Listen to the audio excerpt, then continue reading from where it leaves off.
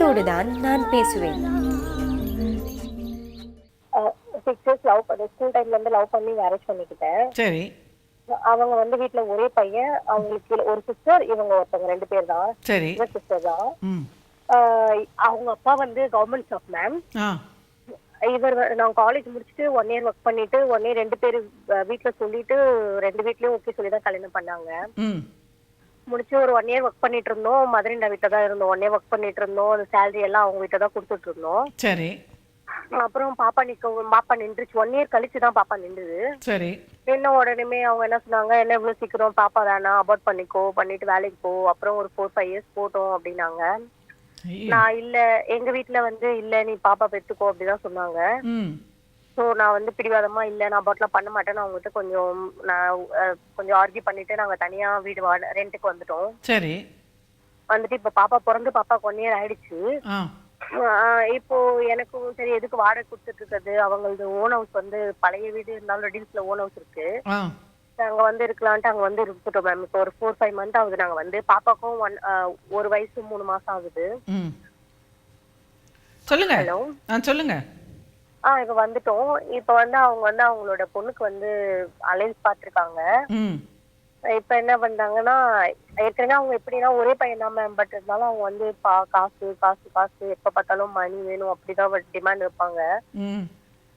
So இப்ப வந்து என்ன சொல்றாங்க, பொண்ணு கல்யாணம் வச்சிருக்கோம், 2 lakhs நீ கொடு, கல்யாணம் ஆகி நீ இது வரைக்கும் எதுவுமே பைசா கொடுக்கல, 1 வருஷம் கொடுத்த அவ்வளவுதான், அதோட எதுவும் தரல, இப்போ தங்கச்சி கல்யாணத்துக்கு 2 லட்சம் ரூபாய் கொடு அப்படின்றாங்க.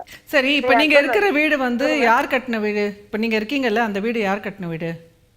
இது வந்து அவங்க என் ஹஸ்பண்டோட தாத்தா பாட்டி அவங்க பீரியட்ல கட்டுறது. 35 இயர்ஸ் ஆயிடுச்சு பழைய வீடு. சரி, ஓகே. அவங்க கட்டுறது.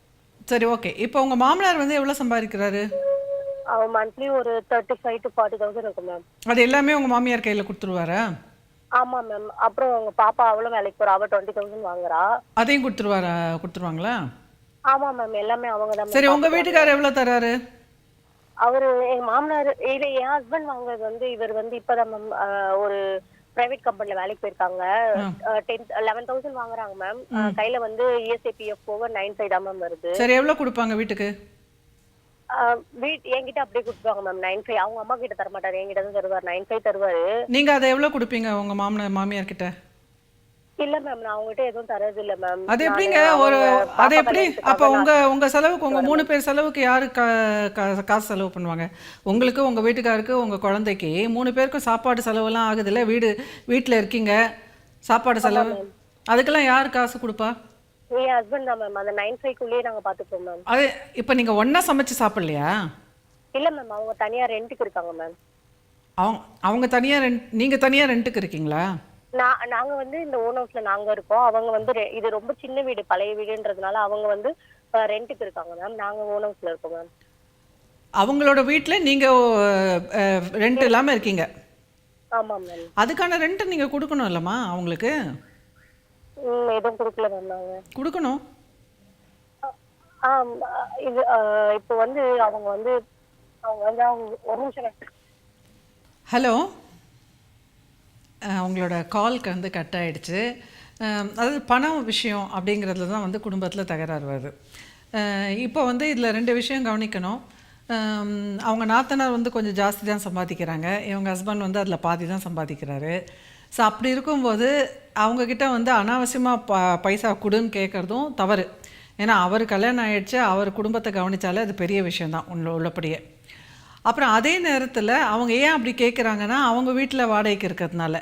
ஸோ நம்ம வேற எங்கேயா வாடகைக்கு விட்டோம்னா அட்லீஸ்ட் ஒரு 2,000-3,000 கிடைக்குமேன்றது தான். ஸோ அதனால் இதை நம்ம புரிஞ்சுக்கிட்டு ஒன்று வந்து சரி கொஞ்சம் கூட்டு குடும்பமாக இருந்துட்டு அவங்களுக்கு கொஞ்சம் காசை கொடுத்துட்டு கொஞ்சம் நாளைக்கு இது பண்ணலாமா, இந்த வீடை வாடகைக்கு விட்டுட்டு அது ஒரு இன்கம் வரும் அப்படி நினச்சி அட்ஜஸ்ட் பண்ண முடிஞ்சால் பண்ணலாம். அப்படி இல்லை அது இன்னும் நிறைய பிரச்சனைகள், ஏன்னா இந்த குழந்தையும் குழந்தையும் பார்த்துக்க ஆள் கிடைக்கும், நிறைய விஷயங்கள் வந்து சப்போர்ட் சிஸ்டம் இருக்கும். வேலைக்கு போகிறதுனால நிறைய சப்போர்ட் சிஸ்டம் கிடைக்கும் கூட்டு குடும்பத்தில் இருந்தேன்னா, அது யோசிக்கலாம். அப்படி இல்லை எனக்கு தனியாக தான் வேணும், இது எனக்கு சௌகரியமாக தான் இருக்குது அப்படின்னாக்கா அப்போ வந்து நியாயமாக என்ன வாடகையோ அந்த வாடகையை கொடுத்துட வேண்டியது தான். வேறு இல்லாட்டினா இந்த பிரச்சனை வந்துகிட்டே தான் இருக்கும். அதே நேரத்தில் அவங்க மகளுக்கு வந்து அவங்க 20,000 ரூபாய் சம்பாதிக்கிறாங்க, மாமனாரும் சம்பாதிக்கிறாரு அப்படிங்கிற போது அதுக்குள்ளே கல்யாணம் என்ன பண்ண முடியுமோ அதை பண்ணலாம். ஒரேடியாக வந்து நகையெல்லாம் போட்டு எல்லாருக்கிட்டையும் காசு வாங்கி கடன் வாங்கி அப்படிலாம் செய்யணும்னு அவசியமே கிடையாது. ஸோ அதனால் அதை அவங்களும் யோசிக்கணும். ஸோ இது வந்து இந்த ஒரு ஏற்றத்தாழ்வு குடும்பங்கள்லேயே இருக்கும்போது இந்த மாதிரியான சிக்கல் வருவதுன்றது வந்து இயல்பு தான். ஒருத்தர் அதிகம் சம்பாதிக்கும்போது இன்னொருத்தர் கம்மியாக சம்பாதிக்கும்போது அப்போ அந்த ஒரு பிரச்சனை வரும். ஸோ முடிஞ்ச வரைக்கும் வந்து நம்மளுடைய வாழ்க்கையில் இலக்குகள் வைத்து நாம் எப்படி இன்னும் முன்னேறிட்டே போகலான்றது தான் ஒரு பெரிய சொல்யூஷனாக இருக்கும். பணம் அப்படின்றதுனால பிரச்சனை வருது அப்படிங்கிற போது அதுக்கு தீர்வு வந்து அந்த பணத்தை எப்படி சம்பாதிக்கலாம் அப்படின்னு யோசிக்கிறது, அப்படி இல்லைன்னா எப்படி சிக்கனமாக இருப்பது அப்படின்னு யோசிக்கிறது. அவ்வளோதான். இதுக்கு ரொம்ப பெரிய அறிவெல்லாம் வேண்டியதே இல்லை, ரொம்ப சிம்பிள். நம்மளோட பெற்றோர்கள் நம்மளோட முன்னோர்கள் எல்லாரும் அப்படி தான் வாழ்ந்திருப்பாங்க. அதே ரூட் தான் நாமளும் ஃபாலோ பண்ணணும்.